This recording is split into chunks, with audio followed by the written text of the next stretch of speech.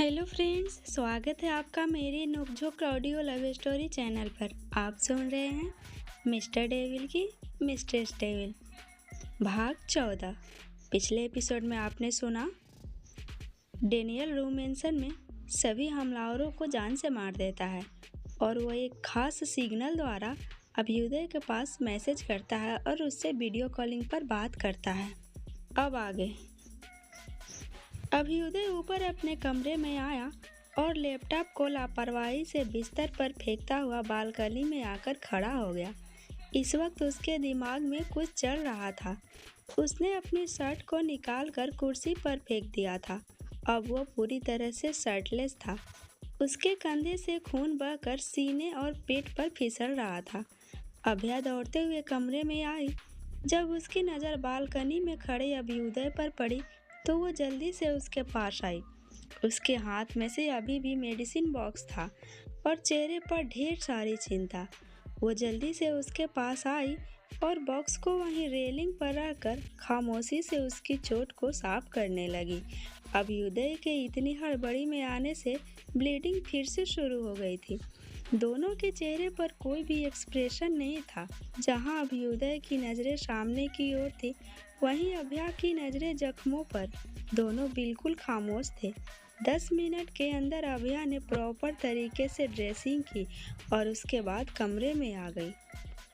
अच्छे से hand wash करने के बाद वो दोबारा बालकनी में आई और रेलिंग के पास अपनी पीठ टिकाकर सीने पर हाथ बांधकर खड़ी हो गई और अब उसकी नज़र उसके चेहरे पर ठहरी हुई थी। खामोशी को तोड़ते हुए अभ्युदय ने कहा, थैंक्स। उसने यूं ही उसके चेहरे पर नज़र जमाते हुए जवाब दिया, इसकी कोई ज़रूरत नहीं, यह मेरा फर्ज था। खैर, आप किस बारे में सोच रहे हैं? अभ्युदय ने सामने से नज़रें हटाकर उसके चेहरे की ओर देखते हुए कहा, कुछ खास नहीं, बस यूं ही।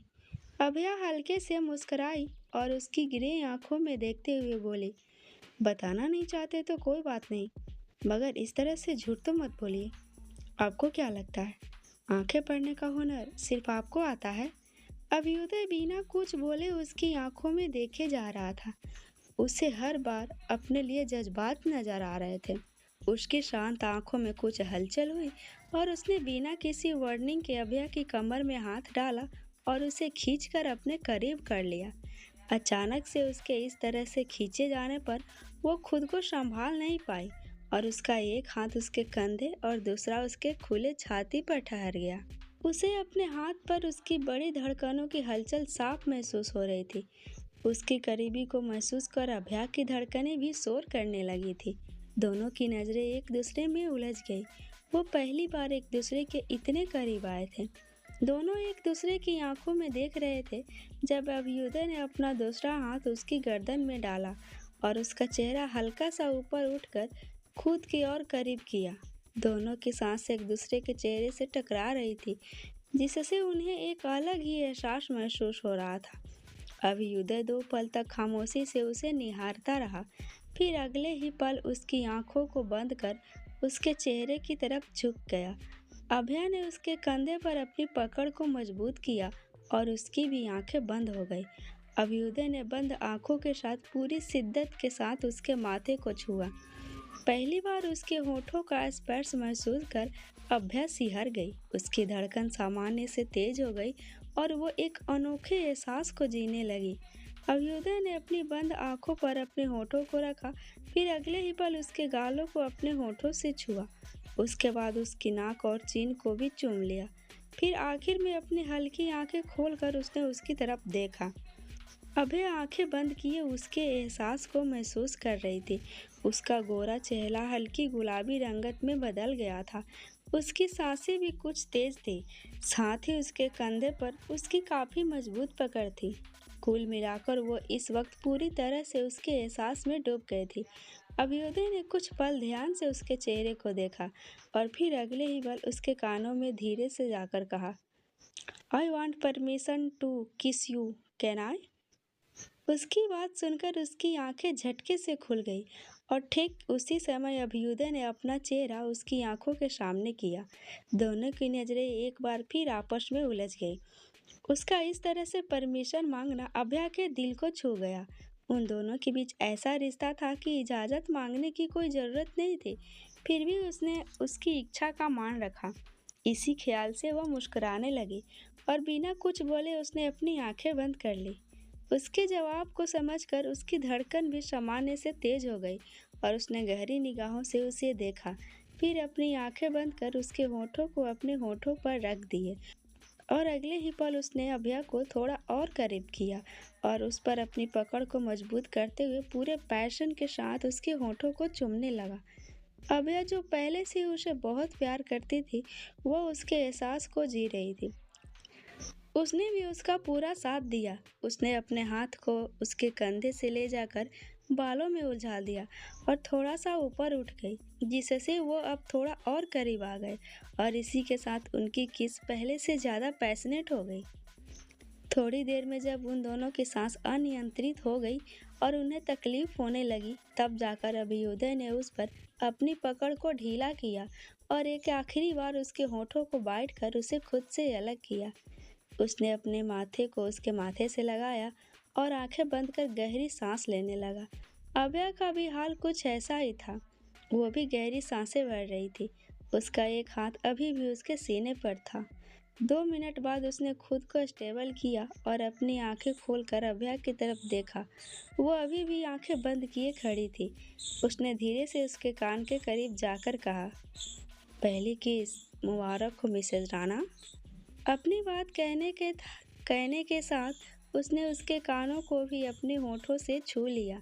अभया, जिसकी धड़कनें पहले से ही बिखरी हुई थी, वो बुरी तरह कांप गई और एक बार फिर उसके दिल में हलचल होने लगी।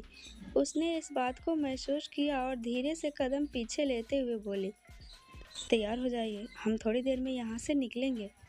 उसके बाद बिना उसका जवाब सुने वहाँ से बाथरूम की तरफ चला गया। थोड़ी देर बाद अभ्युदय सभी लोगों के साथ अपने प्राइवेट जेट में मौजूद था और वो लोग दिल्ली के लिए रवाना हो गए। अभ्युदय के दिमाग में कई सारी चीज एक साथ चल रही थी। फ्लाइट में आते ही सभी चैम्बर्स में जाकर अपनी नींद पूरी करने लगे और आज उन्हें काफ़ी थकान महसूस हो रही थी। सिवाय अभ्युदय के बाकी सभी लोग गहरी नींद में सो रहे थे। अभ्युदय बाहर की तरफ देखते हुए कुछ सोच रहा था।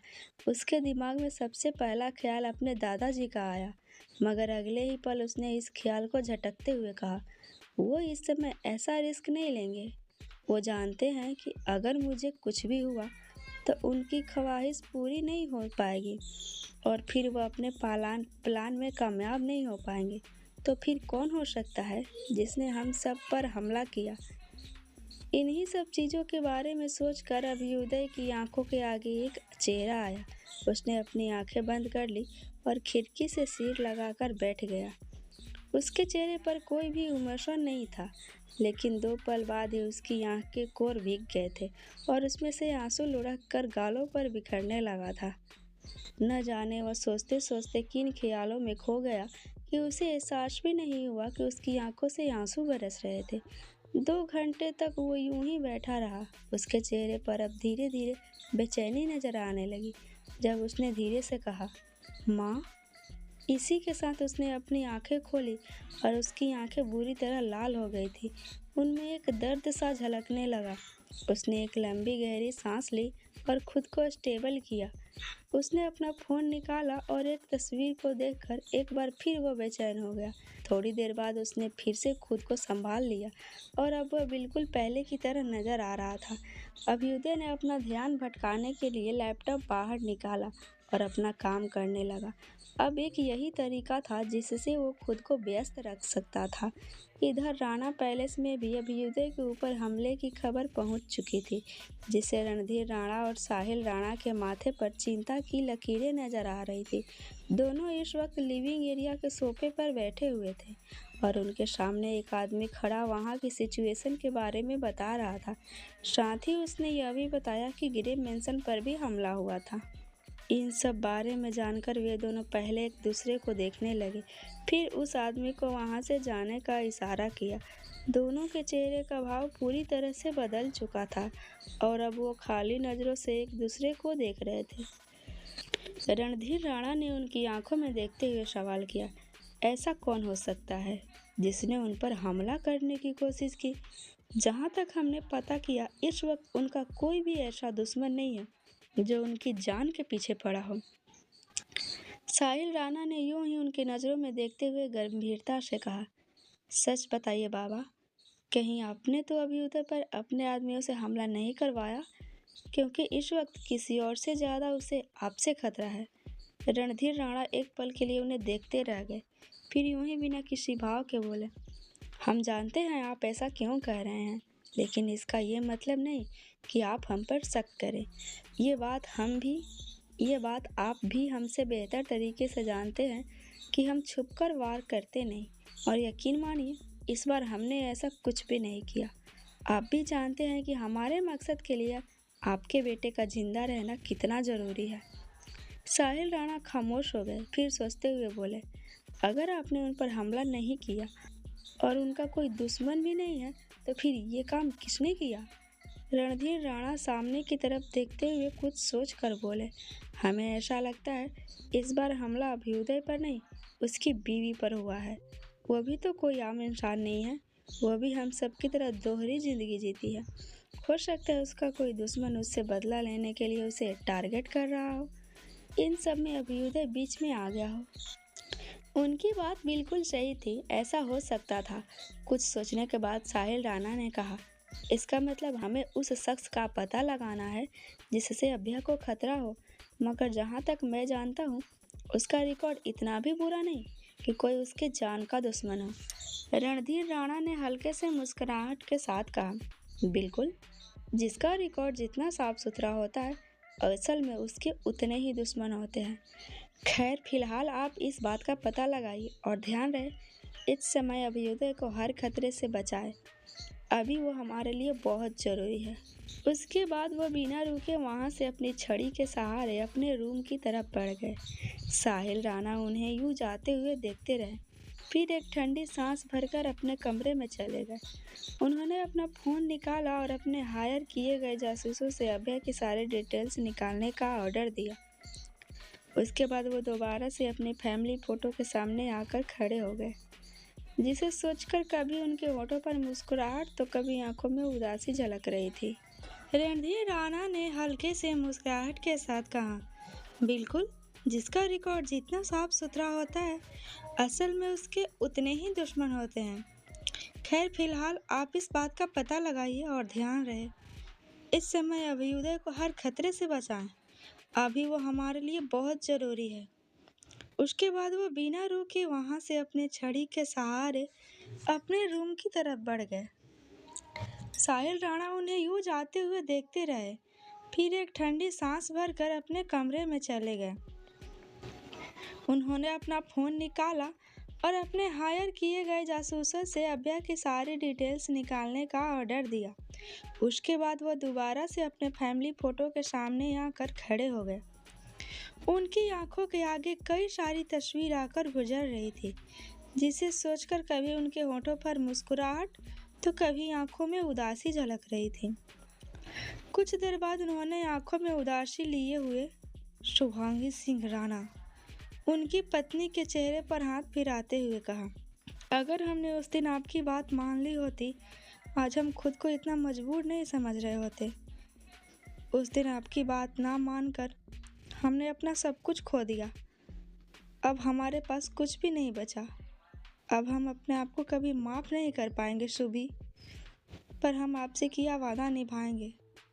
जब तक हम जिंदा हैं, हमारे बेटे का कोई कुछ भी नहीं बिगाड़ पाएगा।